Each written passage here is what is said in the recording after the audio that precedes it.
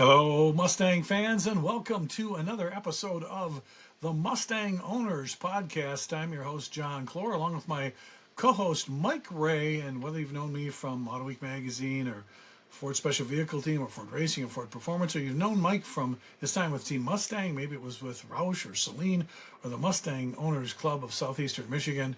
We want to know you through your Mustang story because everybody's got a Mustang story. And today, Mike, we've got some Mustang stories from inside Ford Motor Company, events that happened that maybe people didn't know about, both at Ford and at a Ford facility that became very famous this year.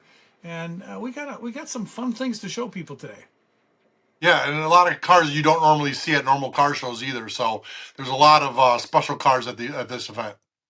All right, so Mike, you and I both are very familiar with, and hopefully some of our listeners and watchers are familiar with the Ford Employee Car Show.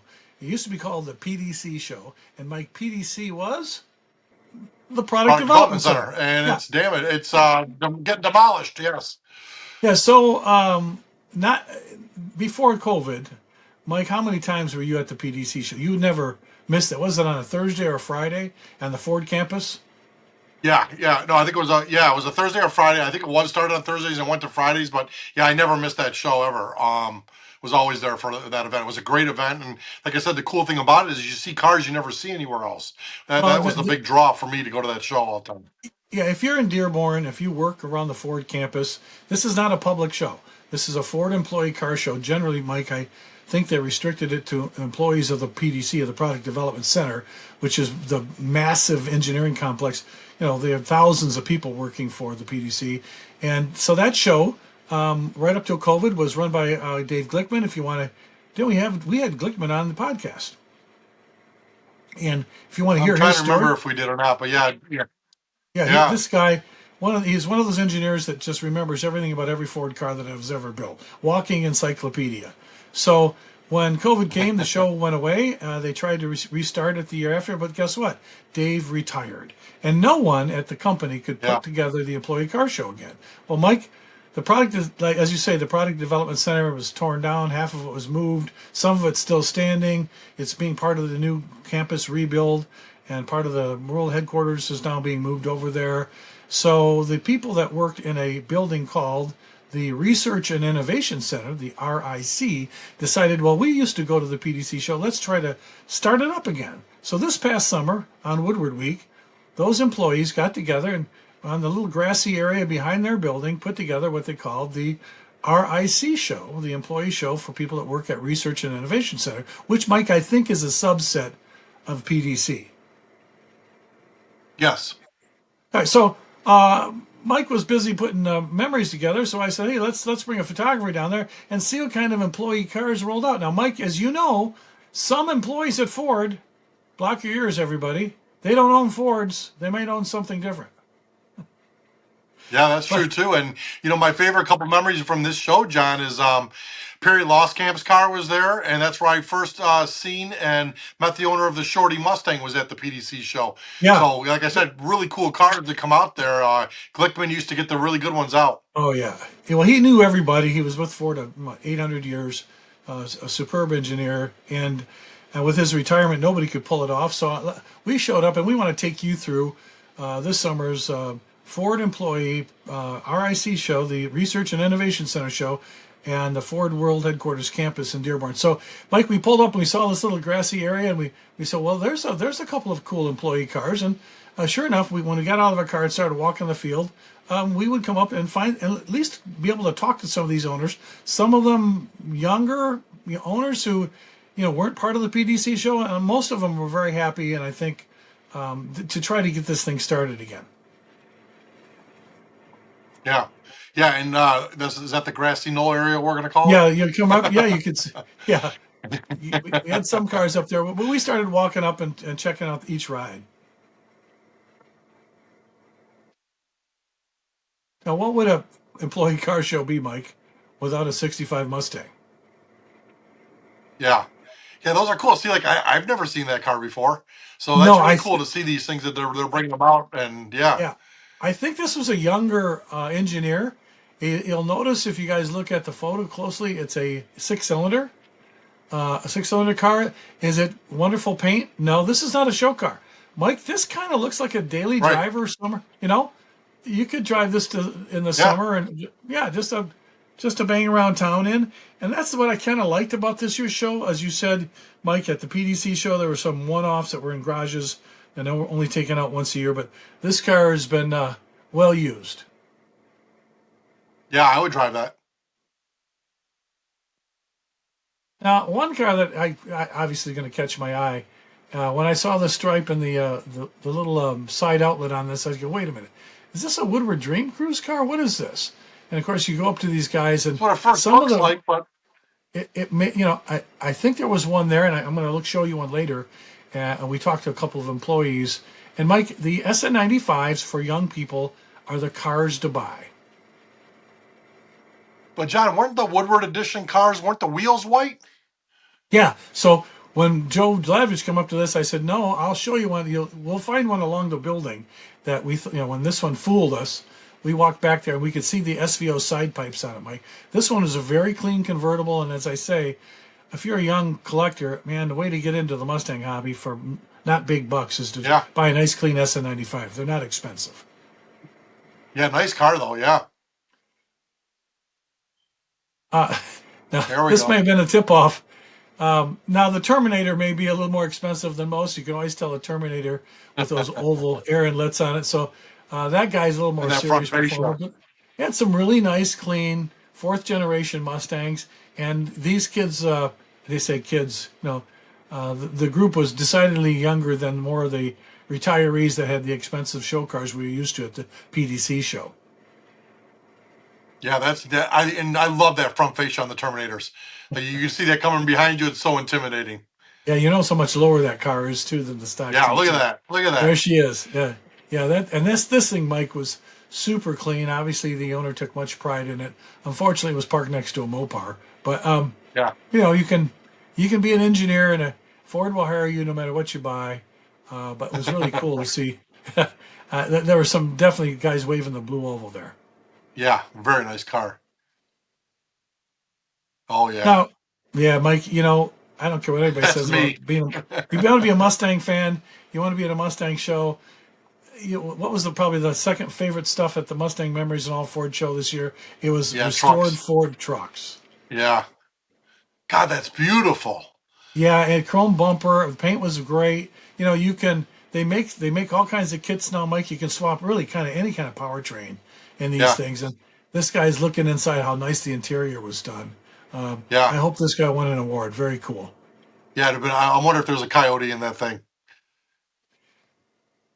Look Yeah, at look at that. that. Yeah, It's the beautiful. the the, the body work. This engineer who worked at the Innovation Center obviously was really proud of his craftsmanship, but the body work on the truck was great. Yeah, that looks amazing. Well, Uh-huh. what would a Ford show be without something really razzle dazzle of the Shelby Cobra era? Very nicely done car.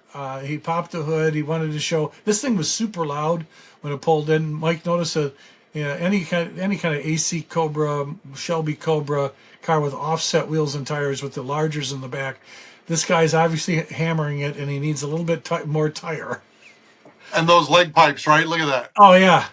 So for those of you who have never driven in a Cobra or a Cobra replica, and you've gotten into that, if you can fit into it, when you Yeah. get out, Mike, those make a Watch. super nice Watch. burn on the back of your calf. Yes.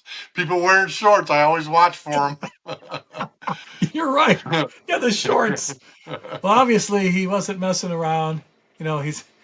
I, I really love the fact that he used the old school aluminum finned valve covers and the carb Cleaner, cover air cleaner, yeah. air cleaner. Yeah, how cool is that? Yeah. Now here's something up your alley. Of course, a Fox body race car. Obviously, knew somebody who probably campaigned this car locally, Mike.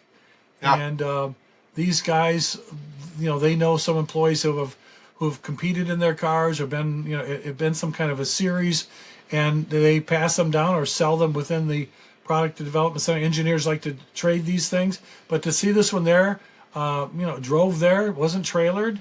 Kind of cool to see a race car right on the grounds. Yeah, that's really cool. And that's another one. I've never seen that car before. So, and it seems like it's going to be a local car, and I've never seen it before. That's really Right. kind of It cool. was. I've never seen it at Memories. Yeah, I've never seen it anywhere. Yep. So the nice thing about it, he's obviously built it through the Ford Racing Parts catalog, Yeah. and again, when we hear it, we know that you can tell it's got the headers on it. He's got the big tall intake on it. This thing really made some nice noise, Mike. It's not your typical Fox body. Let's put it that way. Oh, yeah, yeah, yeah, Now, some of my favorites, I just got this fondness for the 67, 68 cars. And when I saw this car, I had to go over and take a look at it. Some of the Mustangs are parked under the trees. You'll notice that Jag was parked next to them. Those cars are, a lot of the import cars were there. Don't forget, I'll give this guy a pass parking next to this black Mustang because at one time Ford owned Jaguar. yeah, yeah. And they probably just wanted some shade. That's why they're by the trees. So, Okay, we'll yeah, give him that. yeah, As you can see, you don't have to have a 100% show car, but Mike, car was actually really clean. The paint was faded off, but he did the engine and interior. And if you look where you put your arm on when you hang out the window, you can tell yeah, the car's been used and driven. I mean, yeah. the top of the sail card is a little worn off. The paint was worn off. But what I liked about the show, it's run what you brung. You know what I mean? It's not. You don't have to have a show car to participate at this show. And I know, Mike, we've seen them at the PDC project cars, but I think with the older guys, they had more money and more time, and they were bringing really nice super show cars. It's nice to see some works in progress. Yeah, and that red interior really pops on that car. Oh Here's a yeah, row yeah, we couldn't, you couldn't pass up. I love the pre-war and post-war Fords, and then of course, whenever you see a Boss 302, you go running up to it. And that car was obviously another driver quality car, but really original. I like the fact that he was there. The guy with the paint job on that 40 Ford pickup, Mike, was a great color, and whoever applied it was a super nice painter. That truck was really super clean.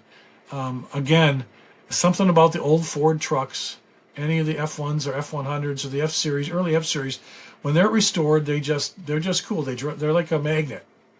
yeah. I love the picture of them right next to each other like that. That truck and the boss. So yeah, really, really great shot there. Another one. I don't remember seeing those vehicles. I mean, I've seen 70 bosses before, but it's like those ones don't stand out to me for some reason. So it's like you're in a different world, and it's literally in our backyard. Right, they got to get these kids in the club. Yeah, Now yeah, check that out. Now that is super cool, and as I said, he wasted no every nickel was spent properly on this car. The yeah. detail, even the chrome exhaust tips, the turn downs, the paint work, the upholstery.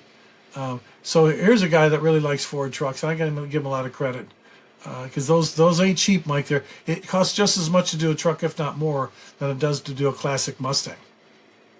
Oh yeah, and the 40 stuff is just so cool. Yeah. There's a better There shot you of go. that. Yeah, it Yeah, had the louvers, it had the wonderful wing on the back, and what always attracts me of these cars are the Magnum 500s, yeah. especially on a white car that just looked really really nice. The owner was there, and but he had like 4 or 5 people talking to him.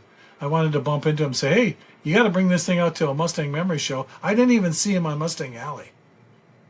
Yeah, yeah. Like you said, that looks like a driver, but a fun Yep. driver for sure. And it appears like it's all original. So, Yeah, white Boss 302, the hockey stick stripe and black. White and yeah. black really contrast nicely. Good choice. Well, John, should we share that tidbit now? So, you know how the 69 had the C stripe and the 70 had the hockey stripe. Yeah, So when they did the 12 and 13 bosses, they followed suit with that. The 12 had the C stripe and the 13 had the hockey stripe. right, and they wanted to bring that back, and it was smart. The shaker, a lot of people said, when you brought back the Boss, why didn't you bring a shaker back? Well, Mike, Yeah, the answer we yeah. got from the George engineering team Eastman can get was, you one. Yeah. Well, remember Yeah, when, and we brought that up. We talked to the engineers who worked on that car, and they said, by putting a shaker on yeah, the modern Boss, as a throwback, it didn't offer any increase in horsepower. What it did offer was a packaging problem and higher cost. So with no functionality, they said they just didn't do it. But you know somebody, Mike, that got into business doing those. One of our yeah. friends. Yeah, George Hughesman from Classic Design Concepts, absolutely. And so if you still need one now for your car, he's got them. And Yeah, the he people even designed with the it, Mach Mike. ones now. Yeah, that's right. And did he design that right Yeah, from the and original scoop? yeah, Yeah, and the Mach yeah, ones too. They're putting them on as well. So the bosses and the Mach ones, big hit for them. yeah. If you're a Shaker fan and you saw these classic cars, There you that's go. that's what you. Yeah. So then when I saw this car parked in the There's back, the Woodward car.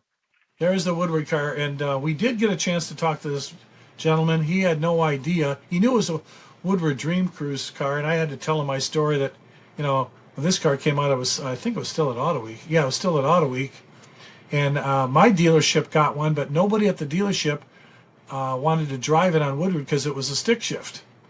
And you might know when on Yeah, Woodward Dream John, Cruise Day what that, you mean the dealer cars? was there Yeah, 52 or 54 of them built? yeah, Remember? right. And there were only 40 But there some was only dealers. supposed to So be 50, but they built 52 or 54. right, and don't forget there weren't that many dealers, so some dealers got two, and they made them in coupe Yeah, and convertible, automatic and manual. But the reason why I got my local dealer, Roy O'Brien Ford in St. Clair Shores, got one in front, and they wanted to take it up Woodward with their sticker on the side. And none of the people want to drive it. They said, "Can you imagine going up and down Woodward? You move a foot, you stop. You move a foot, you stop. Do that for 4 hours." yeah, Nobody wanted to risk their knee surgery, yeah. Mike. Yeah, so this car was in really great shape. He had some documentation on a Woodward Dream Cruise Edition Mustang. I told him a little bit about it, and hopefully I'll be able to track him down and do a fan spotlight for FordRacing.com on the car. I love those cars. I'm a huge fan of those cars. Yep.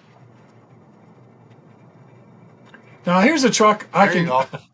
I love the PN96. There's something about these old trucks, and whether you got a six-cylinder, I have a 4.6 in my '01 Super Crew, Mike, and it's got almost 300,000 on it now. Engine's never been out of it. Yeah. Original transmission. I've had the rear axle rebuilt. But these trucks, say what you will, a lot of people didn't like the softer look. But the fact that the guy really took care of this, it's a Michigan truck, which means it shouldn't have any more quarter panels on it or rocker panels. But he brought it to the show, Correct. low miles and obviously babied. Yeah, and you don't see them, like I said, the older ones like that anymore. So yeah, it's nice shape. Oh man. There we go. Yeah, so a lot of these cars, let's face it, folks, you don't see a lot of the, they say, well, the 41s and the 42s look the same as the 46s and the 47s. Yeah, because, we went to war in 42 and we didn't have anybody designing cars. We Yeah. were making the arsenal of democracy, right? Airplanes and bombers and tanks. So when, Correct. when the war ended, Correct. the 46s and sevens, they were basically carryover. They could add some trim on them, and you were lucky to buy a car back then. When the GIs got home from the war, they all wanted cars, but Ford didn't have any cars in stock. All the rubber was gone, the metal, and it took a while. But it's nice to see. This is a beautiful deluxe. It's got a convertible model, but Mike, with the big white walls on it. Really a cool old car. I love seeing the earlier, especially just post-war, right up to say the 55s. Those cars are always fun to look at. Yeah, and I remember my dad telling me the stories on those too. Well, if you don't recognize this car is the Lincoln Continental Suicide Door, owned by Dave Glickman.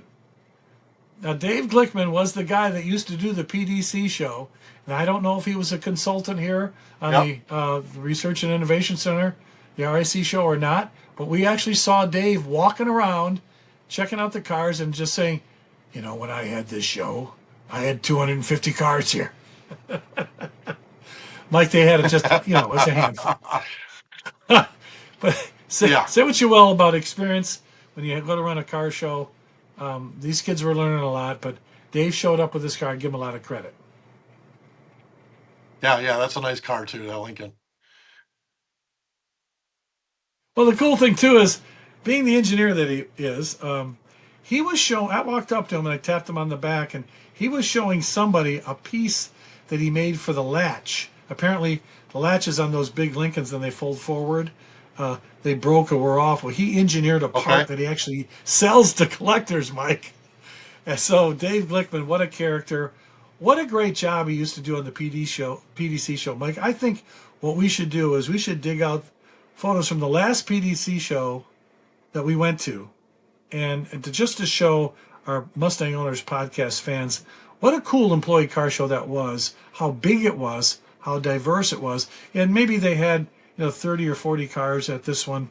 It's trying to get off on the right foot. They did have a hot dog vendor and they played some music, but the managers at the Research and Innovation Center, Mike, it's right. They have it off a Village Drive back there where Carroll Shelby Way goes back into the campus. You can see the old PDC building Yeah. off where the engineer, but this was a newer building, and I'm just happy that young people are saying, you know what, we can have a employee show too. It's nice to know. Yeah. Well, we hope you guys enjoyed a little bit of a walk behind the Ford campus buildings where most people don't get to go, or most people didn't know about these little car shows. That's why we want to bring it to you.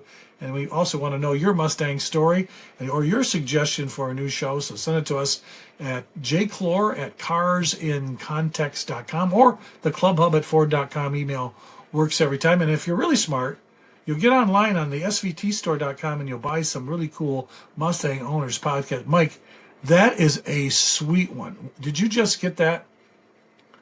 This is my favorite. These are the new polos that are on the website right now, and absolutely love it. Nice big print, and they're very, very comfortable. They're the moisture wicking, so very, very nice polos. And don't forget, if we see you at any event, and Mike and I are there, and we see you in Mustang Owners Podcast gear, we're going to hand you a free gift right while you're there. We hope you enjoyed this little trip down the PDC's old memory lane, now known as the Research and Innovation Center, there on the Ford campus in Dearborn. So until next time, folks, we'll just have to catch you down the road.